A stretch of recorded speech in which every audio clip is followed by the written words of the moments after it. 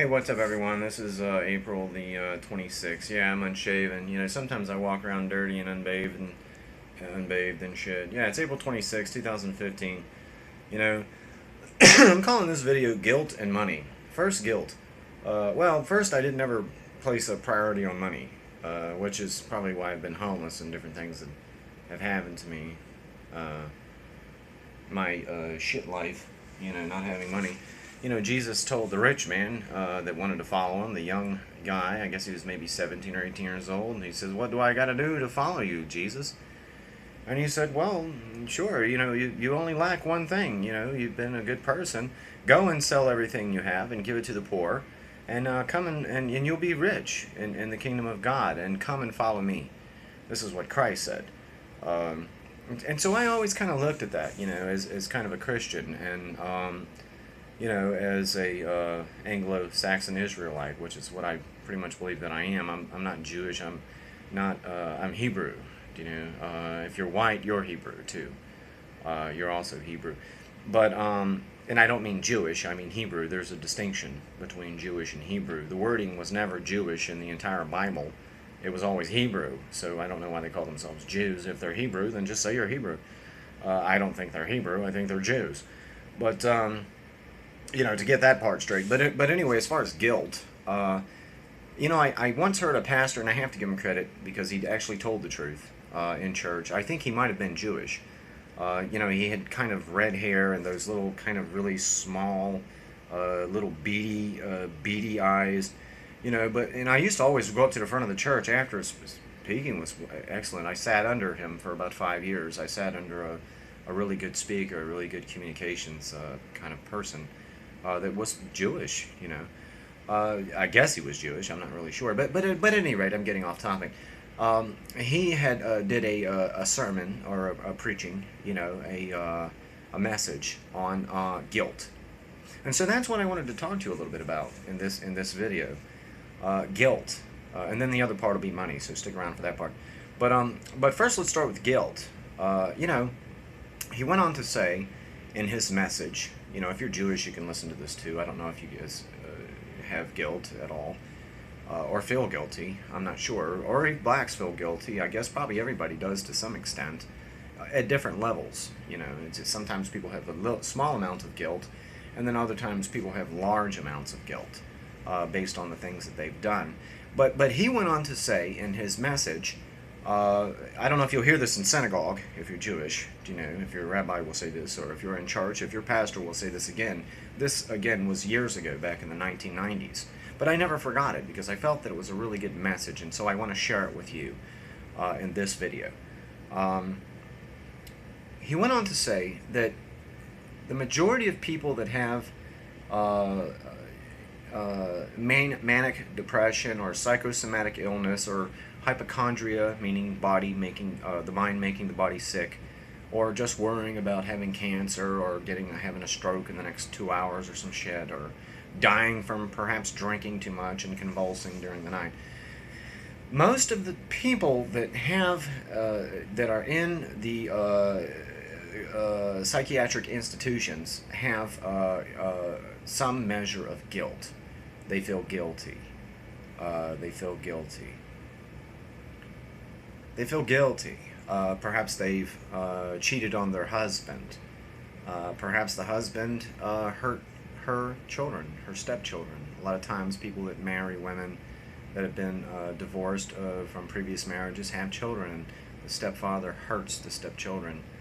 And so guilt is a major factor because man needs a sense of accomplishment, or a sense of, it's hard to say I'm a good guy, or I'm a good gal, if you have a sense of guilt. And so guilt drives people insane. Guilt is what makes people go crazy. A sense of guilt. In most cases, most of the people in the nut house or the psychiatric institutes have some guilt that they can't get past. My brother or sister loved me, and I didn't love them. I didn't know they were telling me the truth, and I disregarded their message. I disregarded it and disregarded it, and then I actually was instrumental in them getting hurt by a friend of mine that wasn't very, very responsive to them, and my friend didn't like them, and my friend killed them, and I never told my family member that that person had those intentions, and so they go crazy, they go nuts. Does any of this make any sense? So I cheated on my husband. And then he committed suicide. And he was a good man, and he loved me.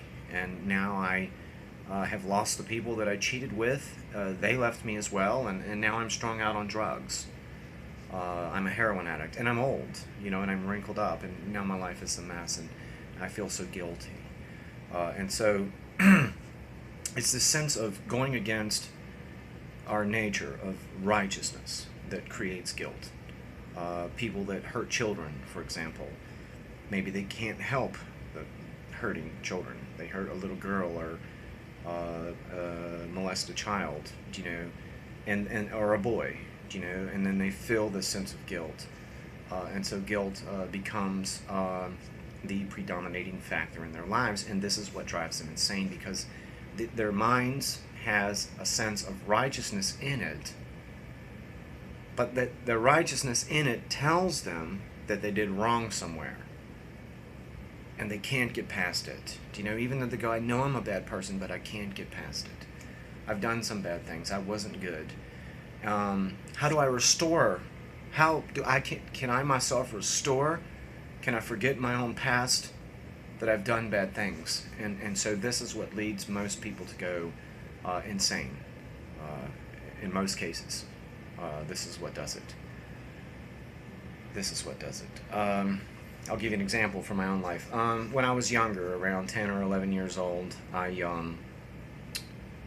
my dad or my uncle or somebody had bought me a little pistol BB gun with a CO2 cartridge, that you twist the thing, it's compressed air, and it fires BBs at around 400 feet per second or something, and I wanted a BB gun. I wanted a BB gun, as most young boys want BB guns, especially if you're white. I think that it's just something inherent in our nature to want guns. But as children, I don't know if it's just the indoctrination or video games or military shit everywhere, especially in America, because we're always fighting with someone.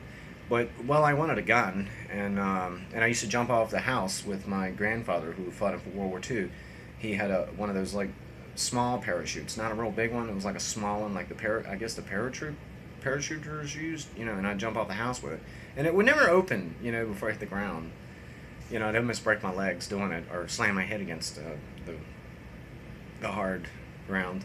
And he had World War II stuff up there, and helmets and different things, and G.I. Joe type stuff, and I'd play with his stuff, He died before I got to ask him any questions. My grandfather, my grandfather George, was dead before I got a chance to talk to him about any of it. But I'd play with the stuff, and pretend like I was in a war somewhere. Anyway, my uncle, or I don't know if it was I can't remember if it was my uncle or my dad, had bought me a CO2 Crossman BB gun. And, I believe it was Thanksgiving, and everybody was in the house, eating and preparing. That crazy, I hate egg salad. I hate egg salad. I hate the smell of deviled eggs. I hate egg salad. It's just so stinky to me. I mean, I can eat a hard-boiled egg, but I can't eat deviled eggs or any of that stuff because it's just so nasty. The mayonnaise, I don't know. I hate mayonnaise on everything. I hate mayonnaise. If you like mayonnaise, I'm not shitting on you. Mayonnaise is probably good for you. I don't like mayonnaise.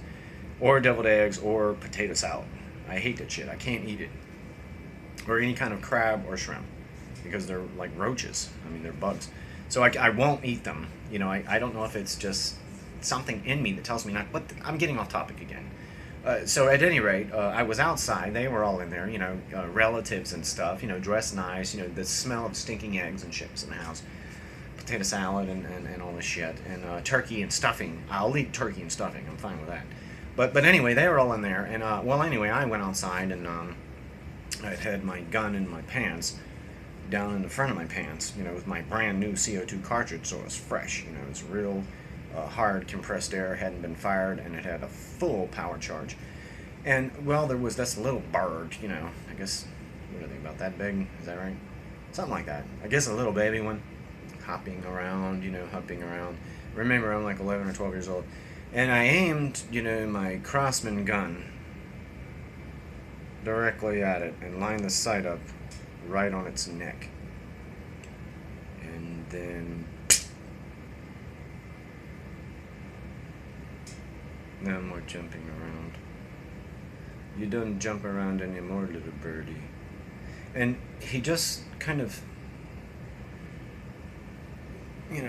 went over, and then, like, through his little tiny feathers, a little trickle of blood dropped came out of his feathers, and he just went tweet, tweet, tweet, tweet, tweet, tweet, tweet, tweet, tweet, tweet, tweet, tweet, tweet, tweet, and a little drop just comes out.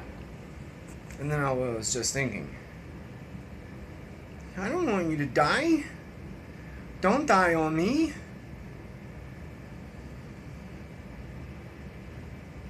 And then I lowered my head in shame. It would have been different if I'd killed because I was hungry. But I killed out of satisfaction. I killed out of satisfaction. Sharpening my skills at shooting and marksmanship. And I caused the suffering and the death of this small bird. Senseless killing. And with a guilty conscience, I applied myself to go back to the house where everyone was feasting for Thanksgiving.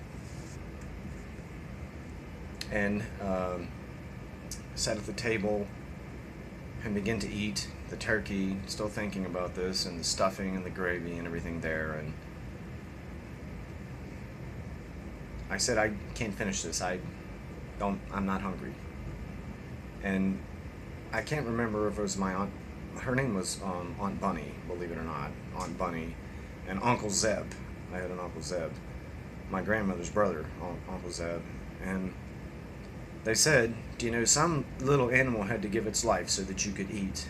So you shouldn't waste it. Don't you know that people are in China suffering and maybe they only get a bowl of rice per day?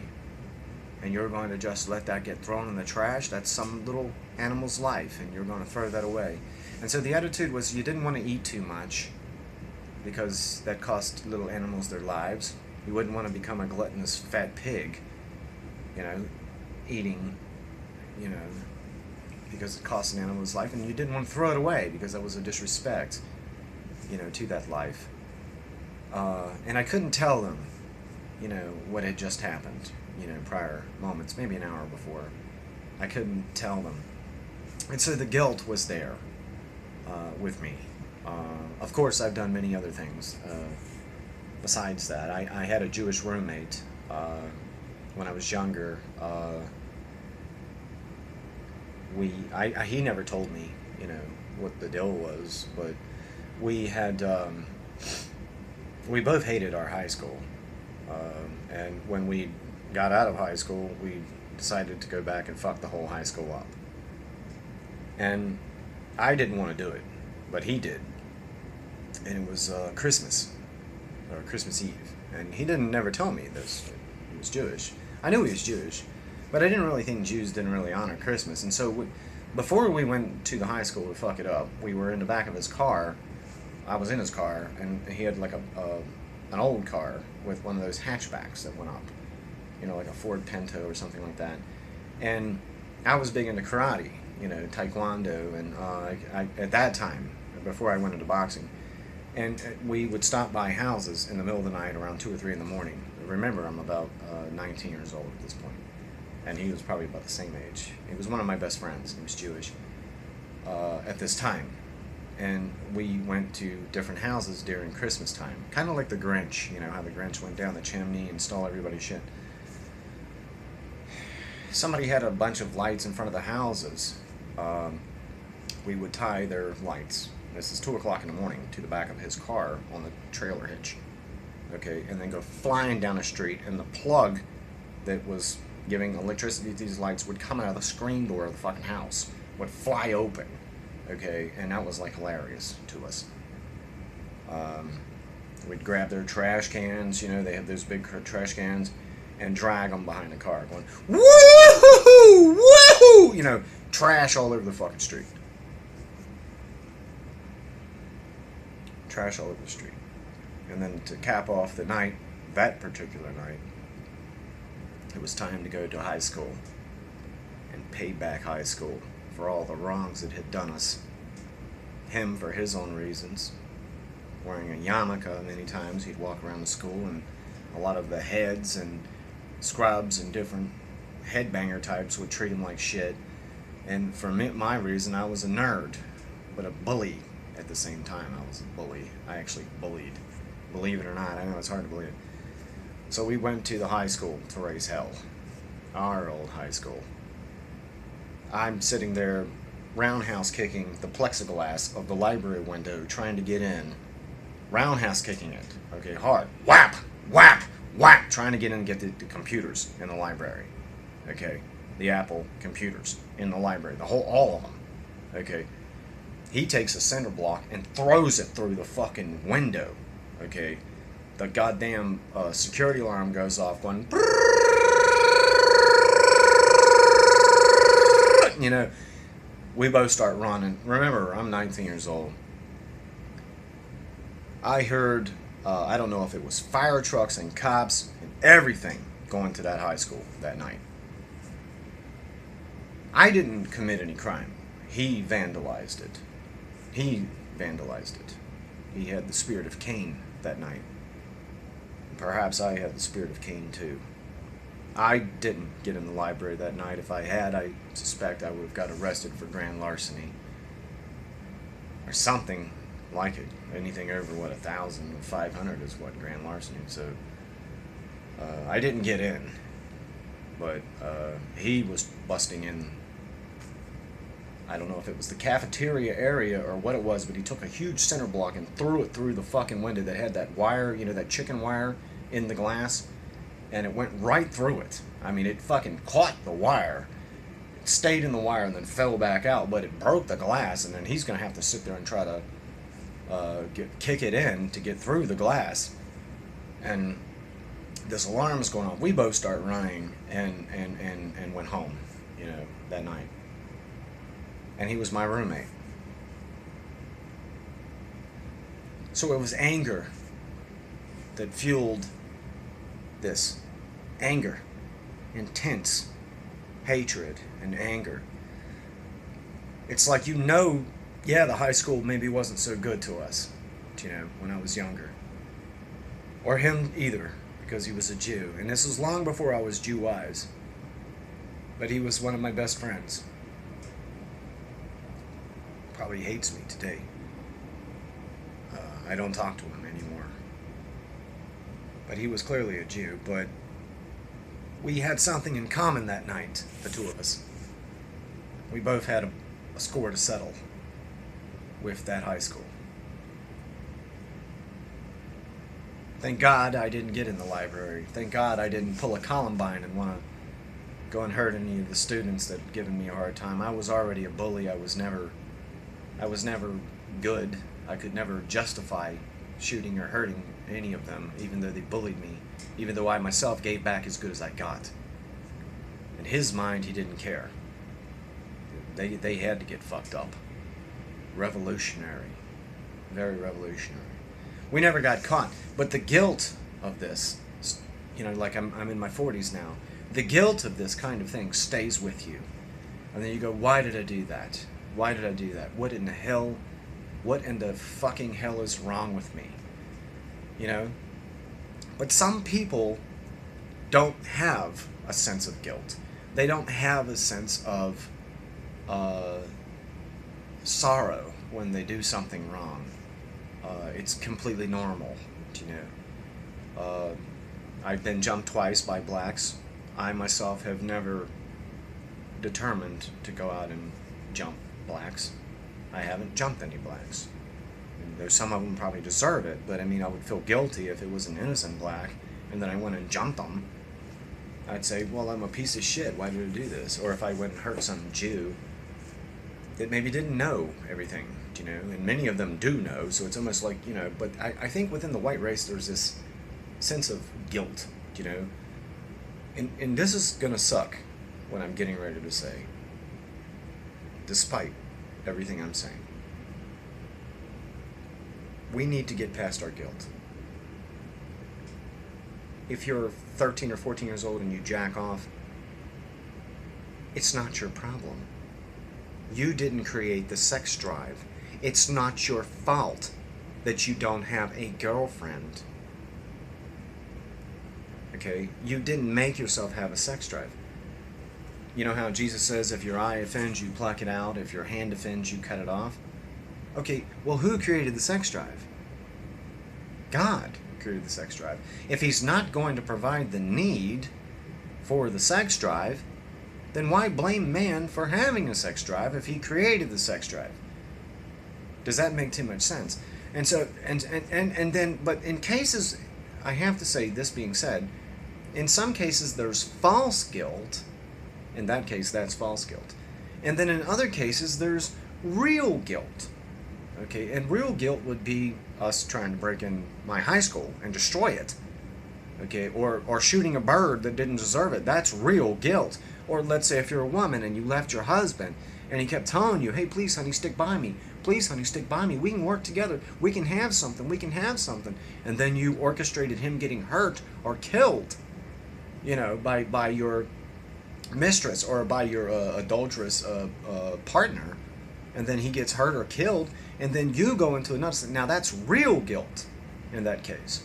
In the case of this high school setting that I'm talking about, I could justify that. They deserved it. And he could justify it because they treated him like shit. I didn't know why people treated Jews like that. I didn't know they'd been banned 109 times. I didn't know any of that. We were best friends. We were like buddies and shit. He was my roommate. You would say, what, could a Jew get along with you? Well, they did. Back then they did. We seemed to have a lot in common. Even though I was completely Aryan and he was a Jew. I didn't consider, well, you're a Jew, who gives a shit? It didn't matter to me. He's like, well, you're a cool dude, let's hang out. He'd go, Kevin, you're fucking awesome, man, you're fucking awesome. And he'd tell me. And then I'd say, well, what do you think about Jesus? And he'd say, well, you don't know shit about Torah. You don't know shit about the Bible. And I go, well, can I come over to your house? And go, no, it's Saturday. You can't come in. My dad won't let you in. What do you mean? He never would let me in. I didn't understand that. It wasn't that I was disrespectful to his religion or faith. I just didn't understand. It was like this area that you just didn't go into with him.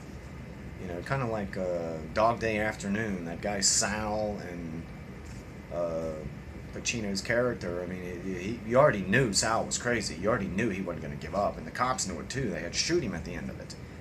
He wasn't going to give up. Didn't matter if everybody gave up. He wasn't going to give up. He was already in it, and he was not going to give up. He believed in what he was about. Now on to money.